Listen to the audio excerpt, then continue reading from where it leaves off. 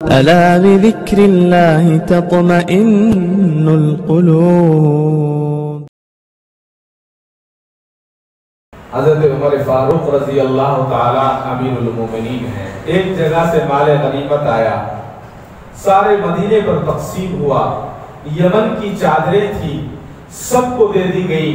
حضرت عمر کو بھی ایک چادر ملی۔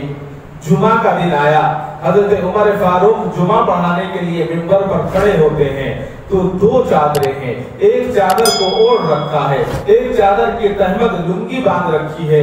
ابھی کھڑے ہو کر بیان خطبہ دینا شروع نہیں کیا، ایک ساتھی ایک صحابی رسول کھڑے ہوئے، کہا کہ عمر رک جاؤ، کہا کہ عمر رک جاؤ۔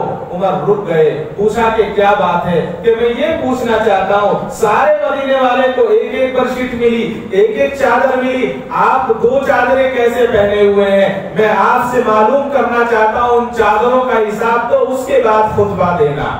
حضرت عمر نے فرمایا سبحان اللہ، سبحان اللہ، کتنی اچھی بات معلوم کی، اس کا جواب میں نہیں دوں گا بلکہ میرا بیٹا دے گا، میرا بیٹا دے گا۔ حضرت عمر فاروق کا بیٹا کھڑا ہوا، کہا کہ میں بھی بالغ ہوں، مجھے بھی ایک چادر ملی، میرے باپ کو بھی ایک چادر ملی تھی۔ جب میرے باپ کی چادر گندی ہو جاتی تو میری ماں اس چادر کو دھو کر دھوپ میں ڈالا کرتی، اور جب تک وہ چادر سوکھتی میرا باپ اس چادر کے سوکھنے کا انتظار کیا کرتا تھا۔